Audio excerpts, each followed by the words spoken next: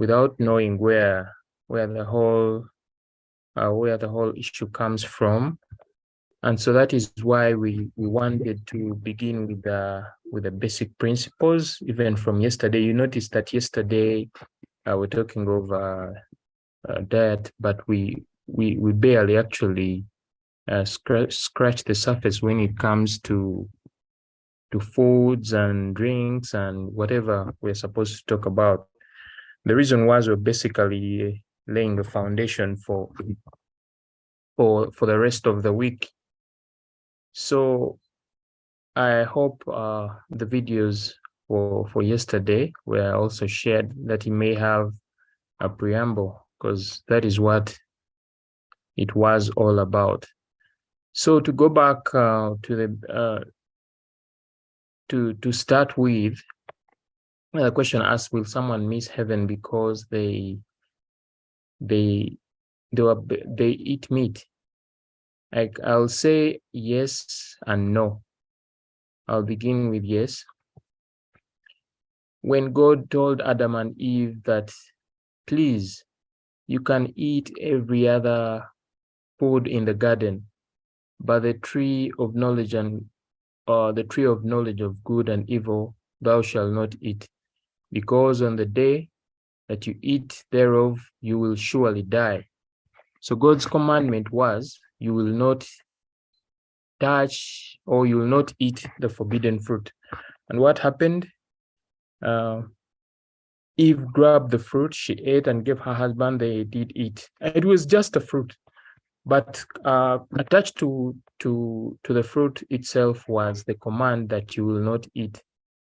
So God's ideal from the beginning has been that human beings should eat what he has provided from the ground, that is fruits, nuts, cereals, vegetables, and all sorts of things that grow from the ground that are under the category of food. To go away from the commandment is actually to have oneself on the side of disobedience. I'll explain that better. Psalms 103 verse 3 says, who healeth all thine disease, who forgiveth all thine iniquities, and who healeth all thine diseases. So when we began yesterday, we noticed that when sin came, it first of all robbed us of our right to remain in the communion with God. And so we became sinful. And we know the commandment for anyone who sins, he was to die. That is the consequence of disobedience, or the consequence of sin. Then, as if that was not enough, sin also had consequences. And one of the consequences was disease. So when Jesus came, in one of his statements, I'm not quoting the verse, he said, the thief comes to kill, to steal, and to destroy, but I am come that you may have life, and that you may have it more abundantly. So Jesus came to basically deal with the problem of sin, but also deal with some of the consequences of sin, and that is disease.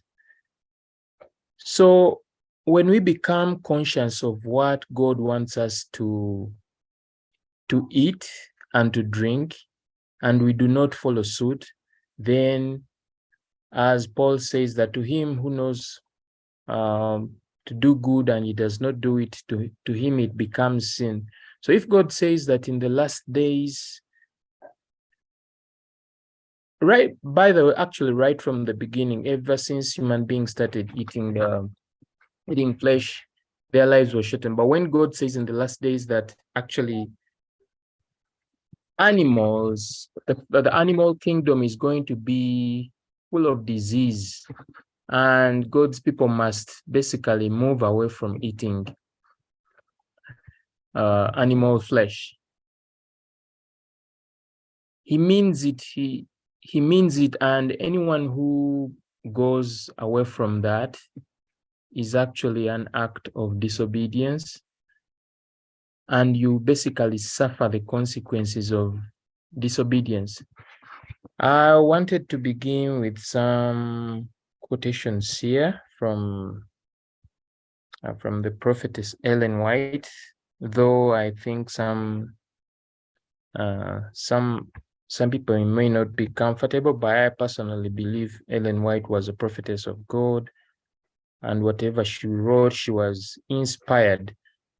I'll ask Joram to allow me to share so that you can look at some of these quotations. Okay, let's see. Please let me know if you can see the screen clearly. If not, then I can try to magnify. Can you see my screen clear? Let me try to zoom in a little bit. Yes, All right. Okay. So notice, what do you see?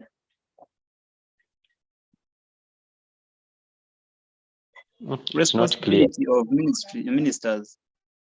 All right. It's not some other person. It says it's not clear. Saying it's not clear. Yeah, I just want to make sure. How about now? But still someone can zoom from his or her gadget. When you touch the screen, you can zoom. Okay. Right. So notice what it says. This is taken from one of the articles written by the prophetess Ellen White. Shall we use flesh foods? And that's the question. Notice our ministers who know the truth should arouse the people from their paralyzed condition and lead them to put away those things that create an appetite for flesh meat. If they neglect to reform, they will lose spiritual power. So connected with whatever we eat and drink is actually spiritual power. And that is very biblical throughout the Bible. Though many people and many ministers will say that, well, God doesn't really mind about what you eat or what you drink, but it has a very big impact on what we believe.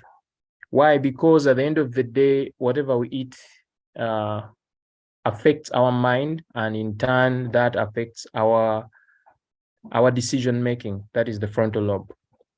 Now, let's go on and say, and lead them to put away those things that create appetite for flesh. If they neglect to reform, they will lose spiritual power and become more and more debased by sinful indulgence.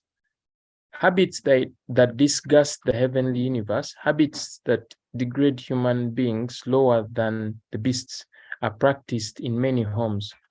Let all who know the truth say, flee fleshly lusts that war against the flesh. Let not any of our ministers set an example in eating flesh meat. Let them and their families live up the life of health reform.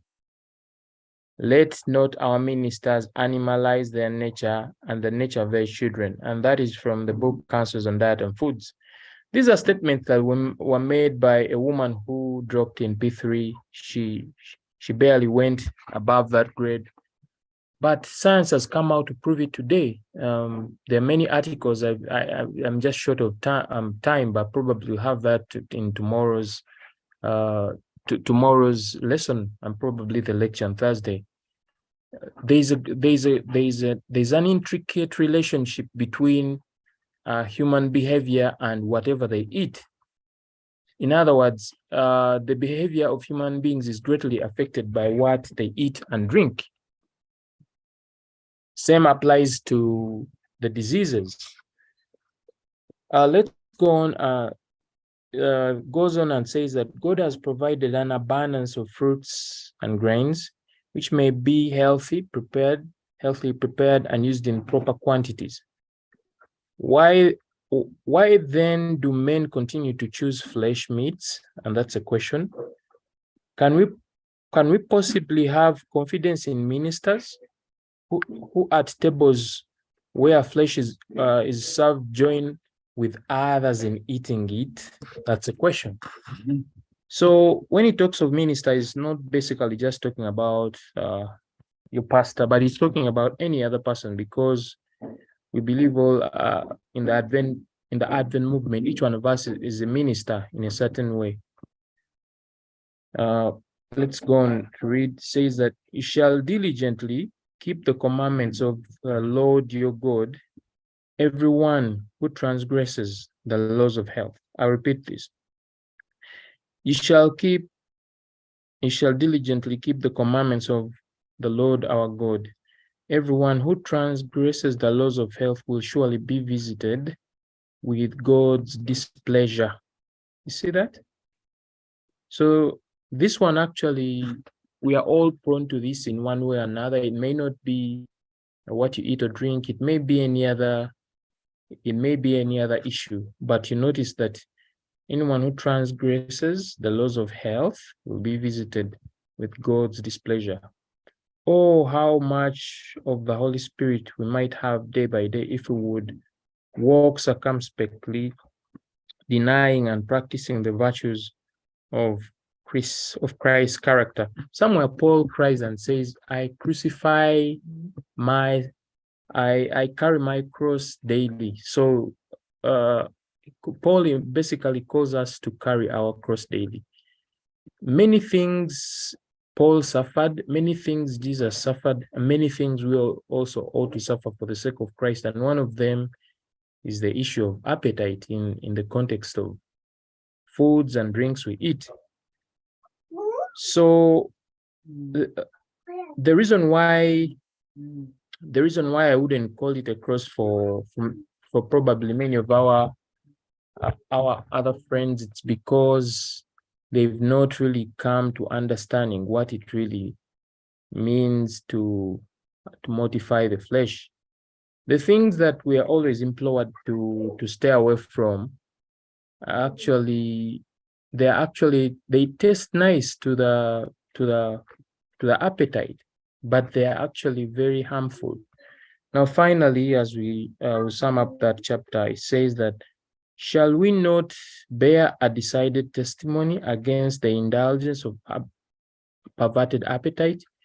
You remember there are three great sins, or there are three great things that led to the fall of Adam. And where Adam fell, actually Jesus began to restore human beings. It was the lust of the flesh, it was the lust of the eyes, and it was the pride of life. That is where Adam fell with his wife, and that is where Jesus began to restore human beings in the desert. Will any who are ministers of the gospel, proclaiming the most solemn truth ever given to mortals, set an example in returning to the flesh pots of Egypt? You remember somewhere in Isaiah, it's Psalm 68, I think. Yeah, Psalm 68.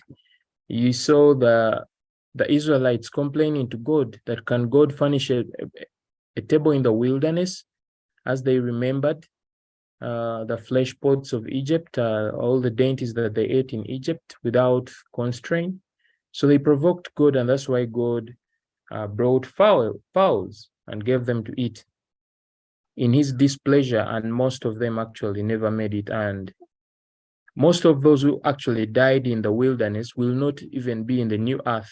They died. They won't be in the new earth. God took it as a form of rebellion. Will those who are supported by tithe from God's storehouse permit themselves, by self-indulgence, to poison the life-giving current flowing through their veins? Will they regard the light and warnings that God has given them? The health of the body is to be regarded as essential for growth in grace and acquirement of an even temper. So just as we strive to grow on a daily in the spiritual life, that should find a lot of support from the physical. If the stomach is not properly cared for, if the if the stomach is not properly cared for, the formation, I want us to take close attention to this statement. If the stomach is not properly cared for, the formation of an upright moral character will be hindered. And that is what all of us, I believe, are looking for. We're talking of the latter rain and the refreshing from the presence of God.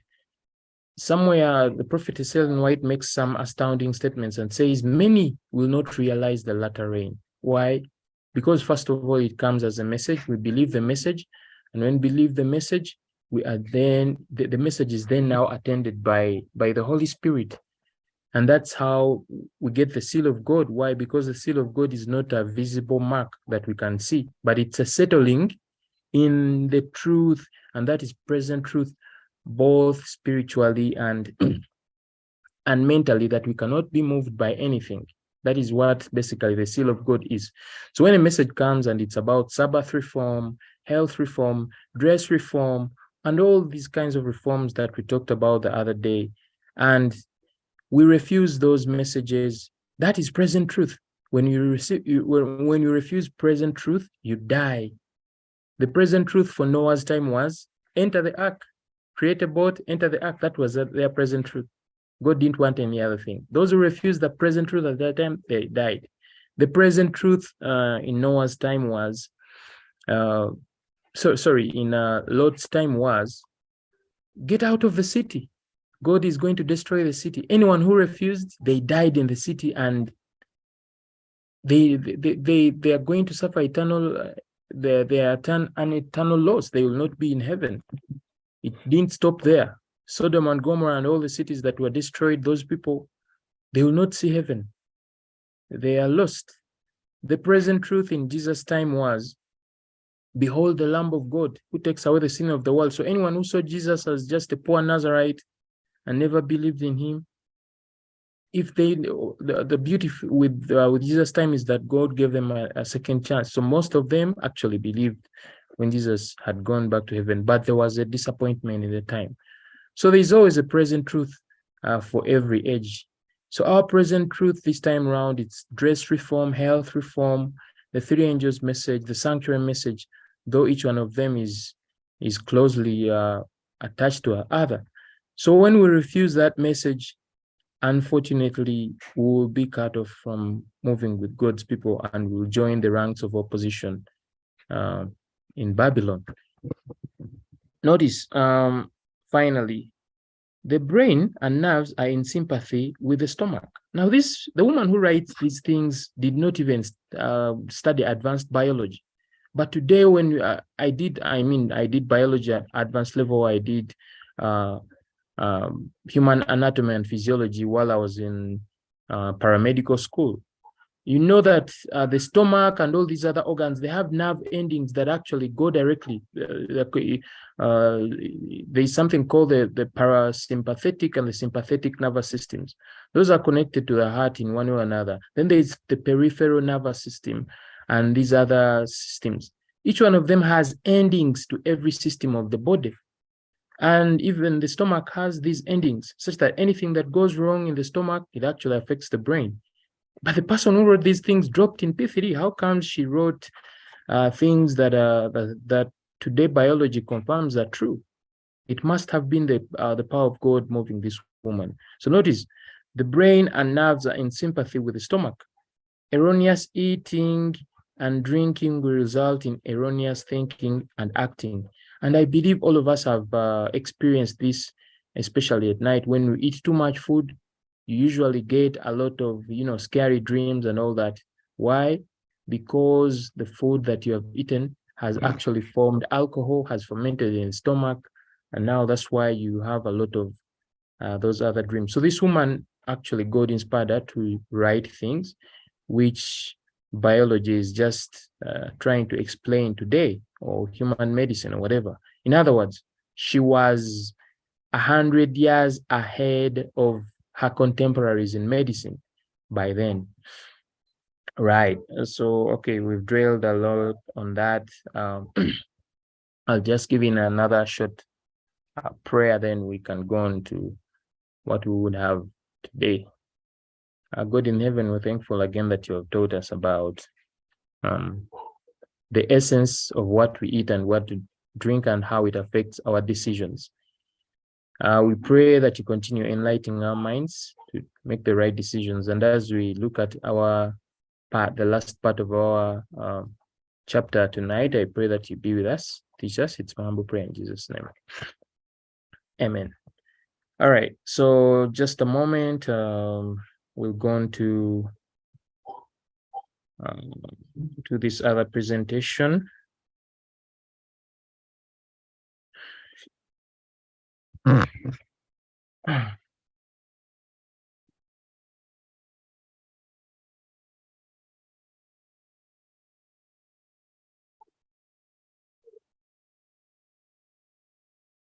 right. So can you see this other nice, beautiful screen?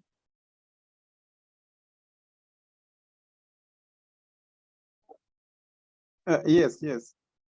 Yeah. All right.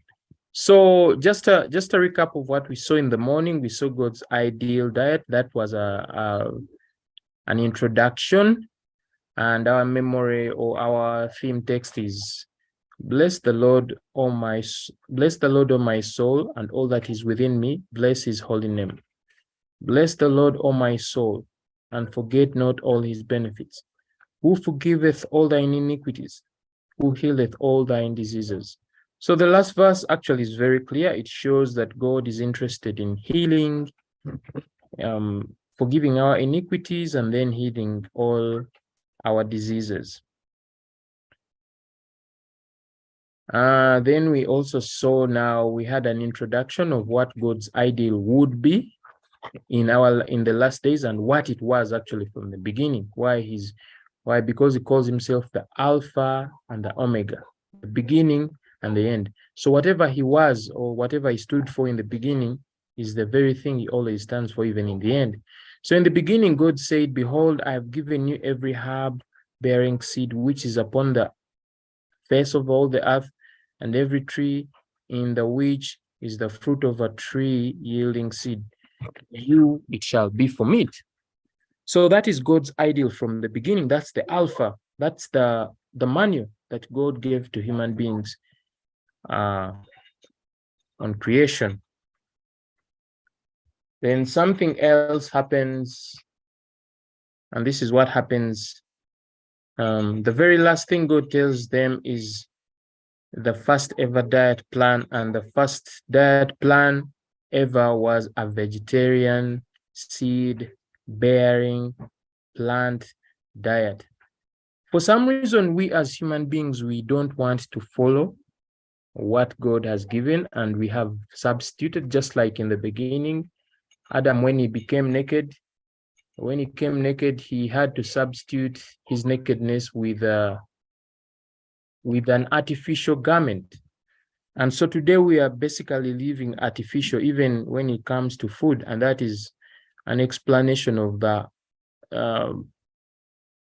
amount of rebellion that we have in the world today, and the amount of diseases that we have today that even doctors have no solutions.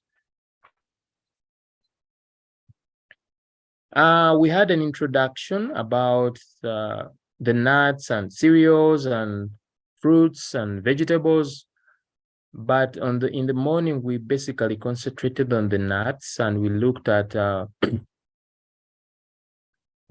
several of them and their uses.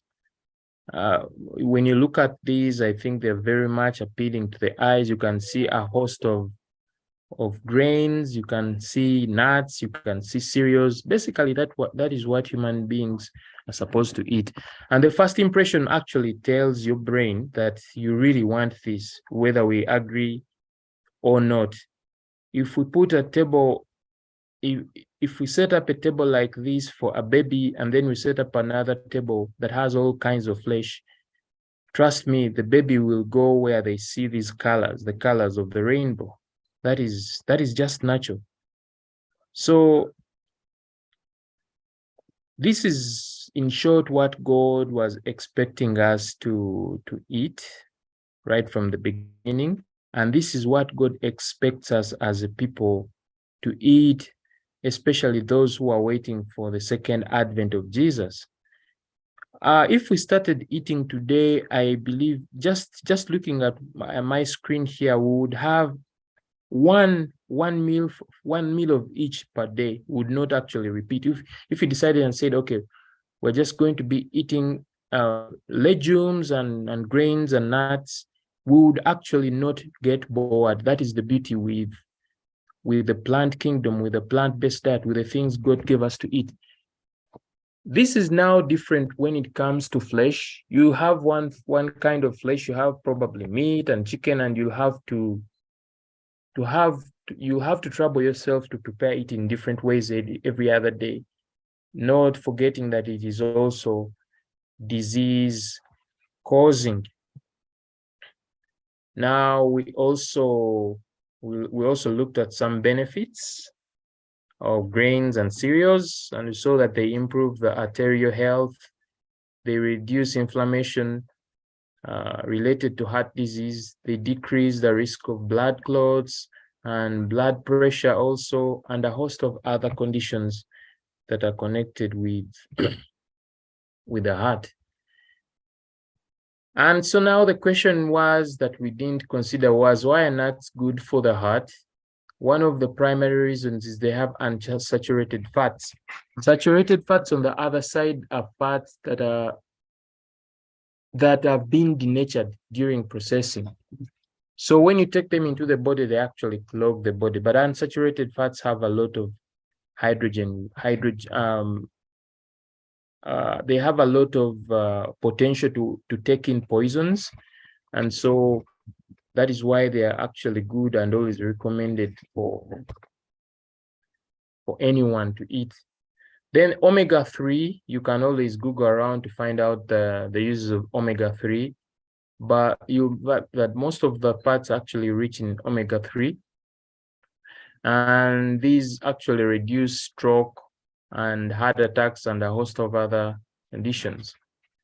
Fiber, not forgetting fiber, all nuts contain fiber, which help lower cholesterol, but also very good for digestion. Then plant sterols.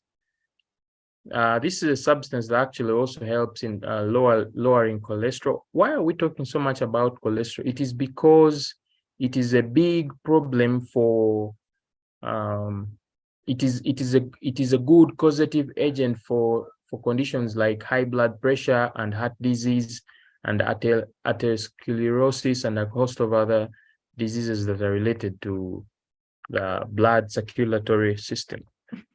So, and hence that's why it's called bad cholesterol. Then L-arginine, which is an amino acid, it is also said to reduce cholesterol and improve good cholesterol, which is good for the veins. That is according to research. Now there's lots of other things that we can get from eating nuts, aside these that we have seen. Just because we don't have time, we will now move on to so what you see on the screen, actually my language is limited in explanation, but most of these things we can find in Uganda. Most of these things we can find in the market. Actually, all of them, you can always find all of them, and I've actually tested at least each one of them, with the exception of the ram butane. But these others I've tested, and they're actually very good. Each one of them comes with its own properties. And you notice that you don't actually get bored. When it comes to the plant kingdom, you cannot be bored. If you decided to eat a fruit every day, you can eat a different one every day and you'll not get bored. And your body will be thankful in the end. You see the bananas, the mangoes, the custard apple, the muskmelon, the pineapples, and a host of others. So this alone shows that our Father in heaven is actually interested in our well-being, and he loves us, but it's only us who always try to run away by inventing our own devices that actually lead to our destruction. So the psalmist somewhere said that he causes the grass to grow for the cattle and the herb for the service of man. Notice that in the beginning he said that every herb bearing seed, it shall be food for us. So here the psalmist actually basically repeats what was provided for in the beginning. And he talks of the two things, the animals and the plants, that he causes the grass to grow for the cattle and the herb for the service of man, that he may bring forth food out of the earth. That is Psalms 104, verse 14. Again, if we gave a child, just a 1-year-old or a 2-year-old, an option of looking at this table and also looking at another table that has maybe chicken and meat and whatever, or any of those dainties, naturally, the child would run to this table that has the rainbow colors. Because, well, that is natural, but notice that all these has its own properties, which are healing. We cannot exhaust them. It all comes back to us. But the other thing we want to remember is that the darker those colors, the ones that are in dark are very good in removing poison from the body. That by poison I mean free radicals and a host of other things that actually cause disease. So if you got each one of these ones and probably juice them on a daily on an empty stomach, the body will actually reverse disease. Why? Because it has been written in DNA. Like I said last time, a true doctor or a true medic will tell you that healing is a mystery. They can just tell you, they can just help try to explain the process, but healing is actually mystery. There is a power that is attending the healing in a human body, and it has been written in DNA. No wonder today the enemy of our souls has realized that and is trying to enforce GMOs, genetically modified organisms, food, and a host of other things which human beings eat, to try and change their DNA, and that is reflected in the many diseases that we see in the hospitals today that come unexplained. So all the medicine, all the healing, when God says, who forgives all your iniquities, that is the work of Jesus. Who heals all your diseases, that is the work of Jesus. But how does Jesus carry on the work of healing? It is again through the things which he has created. Classical example goes back to the way he used to do it when he was still walking the dusty streets of Palestine. He always used the simple means in nature to bring healing. That is mixed with the word of faith. So we can go on and on and on and on, but let's just briefly look at these. Then we'll probably sum it up tonight and get the questions. Don't forget, we're still looking at the diets and the clause of probation. So when we were introducing this, we talked about how actually many may lose their lives just because they refuse to eat what God has said. We saw that in the wilderness is not something new. In the wilderness, you notice God provided manna, they complained. And we are told that manna was not actually just some stale food that was not good for food, good to the taste. We are told it was sweet as honey and coriander. It tasted like coriander and honey. So God actually provided something that was not only nutritious, but was also good to the taste. But because the Jews, their appetites had been perverted, they asked for flesh. They asked for flesh from Egypt. And that's why God, in his displeasure, he provided meat. And when they ate meat, it was rebellion. That's why most of them actually never made it. That was a simple lesson acted out for those who should come to live in the last days, which is us, which we are.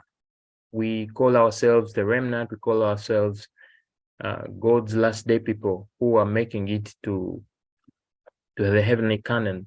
So whatever happened in the desert is actually repeated in our day and age. It's not something new. Fruits and veggies are a great source of vitamins and minerals. Remember that our bodies actually run on vitamins and minerals to carry on the various purposes in life. When we run short of these, it actually causes disease. That's why the doctors always tell you, well, you want to have a good eyesight, you need retinol. That's vitamin A, which also actually acts with other vitamins to be healthy. They will tell you need vitamin D for your immunity. We are always told, well, it's just for strong bones, but no, it's not just for strong bones, but also for a good immunity. We need vitamin D, but it also works with light. So all these things work in harmony to make sure that we are what? We are healthy. Then the flavors we've seen just in the previous slide, if I just may take you back there, you can see these. They all come with different flavors and different properties, which is good for our taste, because the senses are also important to God. Lots of fiber. Most of fruits and vegetables have plenty of fiber to fill up and boost the gut health, but some of them have more than what others have. So sometimes they'll tell you, okay, vitamins, we can find vitamin C in oranges, but we can also find it in bitter lemon and a host of other fruits. So usually they have different quantities. So fiber is also another important factor that we get from fruits and veggies. Benefit, we're still looking at the benefits of fruits and veggies. Let me see, sorry. Yeah. So for people who want to actually lose extra weight, it will be encouraged for them to go on a fruit fast. A fruit fast basically means if you've been having 2 or 3 meals a day and it's mainly carbohydrate, you can now chop off 2 meals, or if you've been in the business of having 2 meals, you chop off 1 carbohydrate, the other is basically fruit. And when the body is used, you can actually go on for fruits for most of the days. And that way the body knows how to tone and cut off extra calories. So that is it. Then the other important thing here, they protect against cancer and other diseases. Many vegetables and fruits contain phytochemicals, which are biologically active substances that can help protect against not some, but many diseases. And this we can see here. Most of those dark fruits you see, most of those, actually all those colored fruits you see there, each one of them has their own properties, and those properties are actually good in reversing this condition. That's basically the secret. So for some of the treatments you can do is actually have this fruit, juice it and take the pulp as a whole. You won't only benefit from the fiber, but you also benefit from the phytochemicals. The phytochemicals are responsible for the colors that we see, and they're very good in kicking out free radicals. Free radicals are responsible for causing a host of diseases, and most especially cancer of all kinds. So let's see.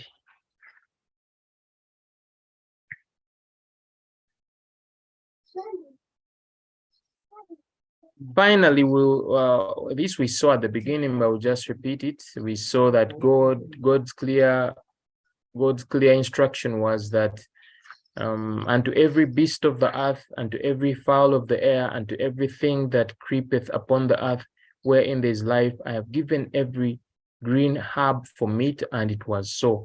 So animals God instructed also that they may eat herbs. But because of sin, something else set in, and that is what we shall be looking at tomorrow. Tomorrow we shall be looking at now the next diet that crept in after Adam and Eve fell. What really happened? Yes, and what did God do? Wow, in that emergency? We all know it did not take God by surprise, but we'll see what did God do when Adam and Eve sinned, and what were the repercussions. So I will end our presentation tonight with that, and now I'll invite in some submissions, some questions, or any other. Thank you very much.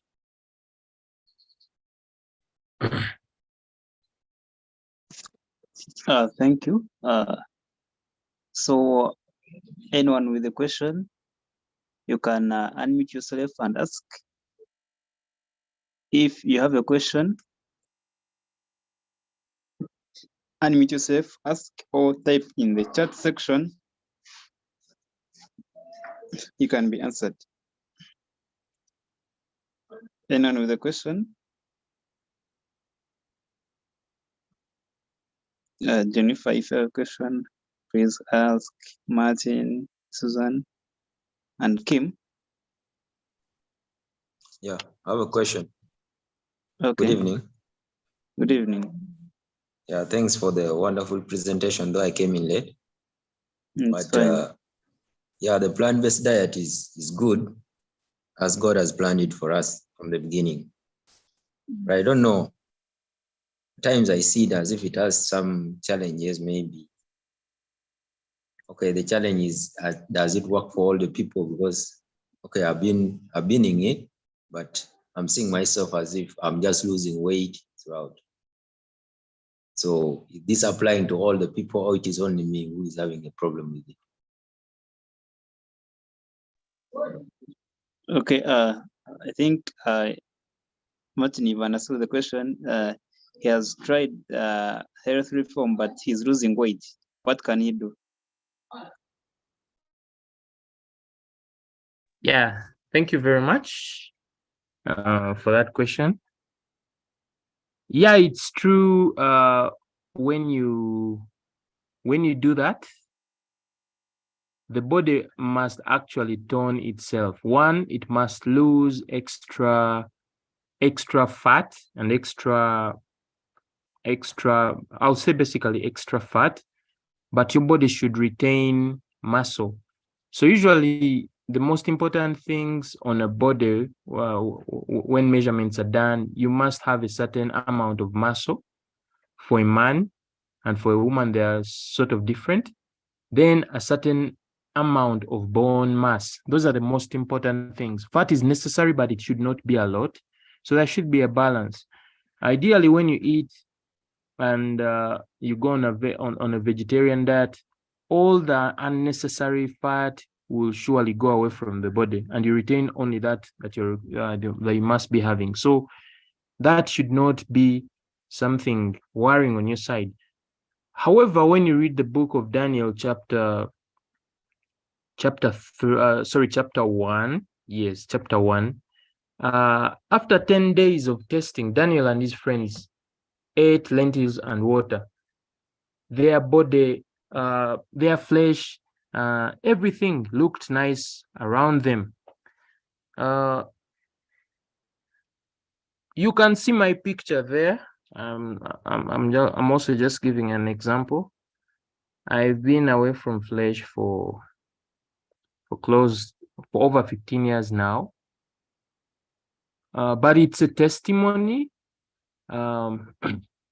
You can also look and testify and say, well, this is this or this is that.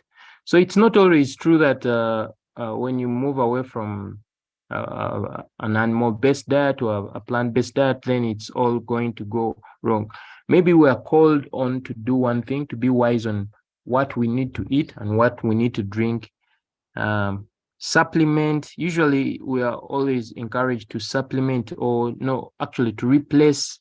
If you're going off flesh, meat and fish, then you must find a perfect replacement for that. If you don't have a perfect replacement for that, then you're always encouraged to actually stay eating whatever you're eating. But with what we've seen on the slides above, there is actually more than enough, at least in Uganda, to actually stay on a fully plant-based diet. I don't know whether that answers the question.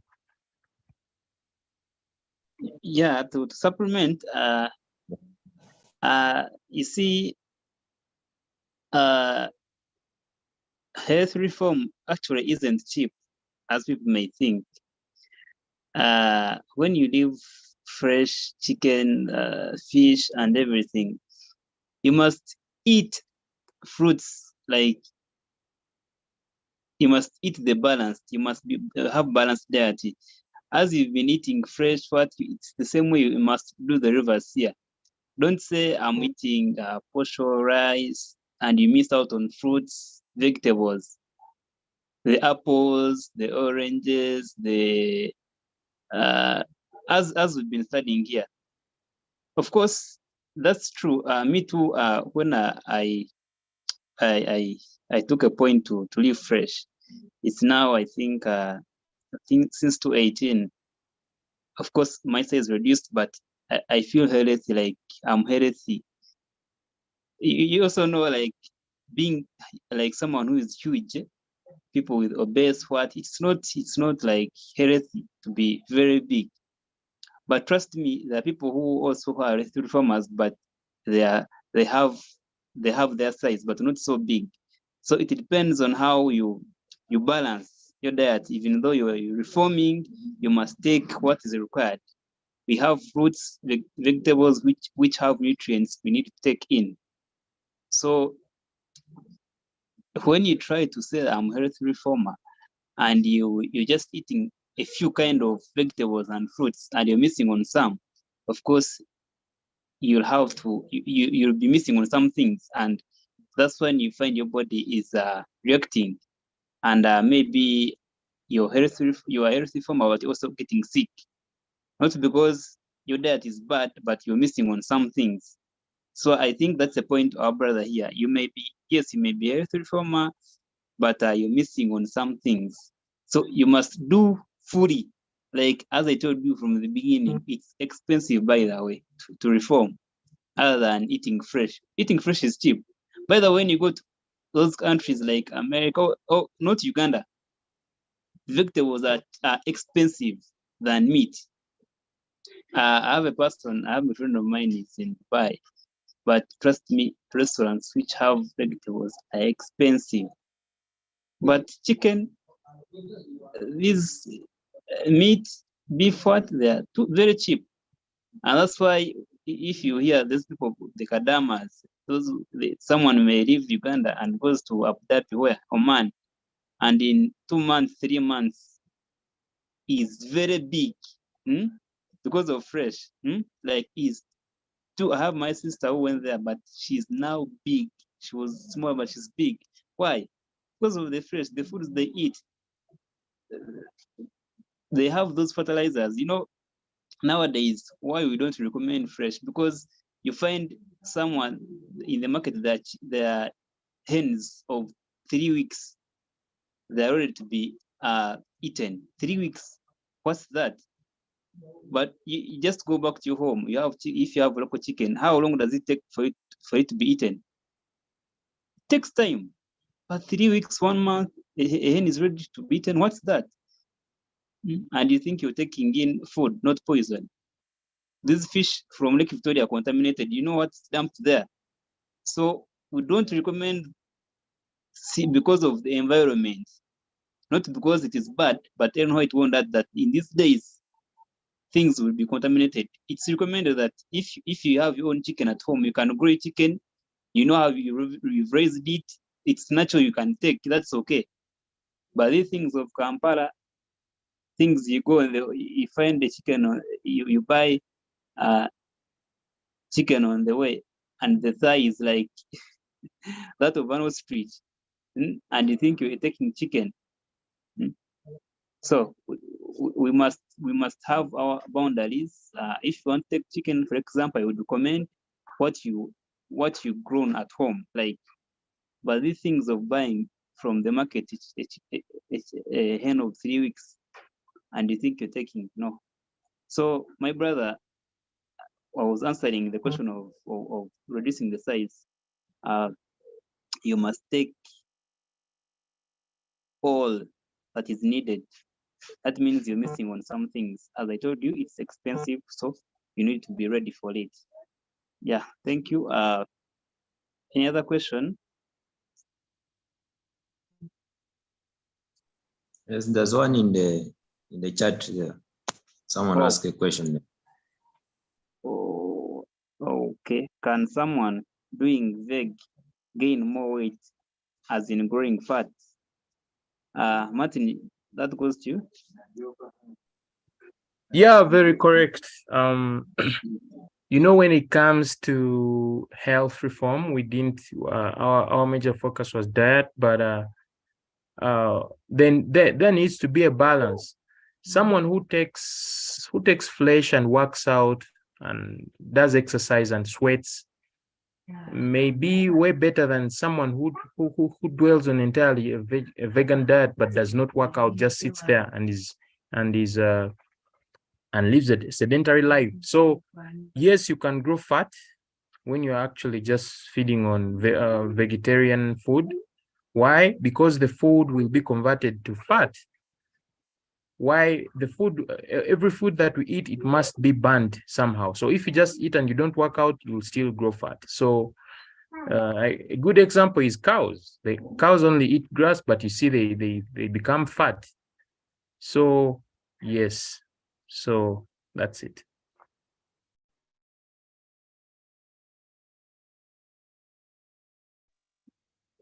Okay, thank you. Yeah. He added, I'm seeing ARVs. Hey, okay. You're complimenting on chicken. I think Yes, he yes. was was saying maybe they are given to chicken, maybe. Oh, yeah, I've forgotten what.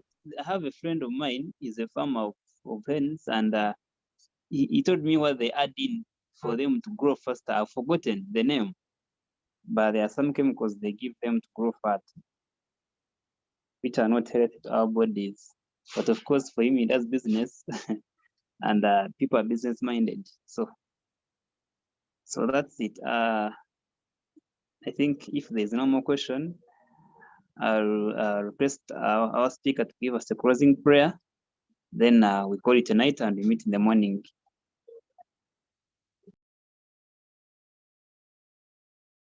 Let's pray. Our God in heaven, we're thankful that you've taught us again about how we need to eat this night. It's not an easy process, doing away with what we knew and going on with something new. Though it's old, I pray that you give us the strength to continue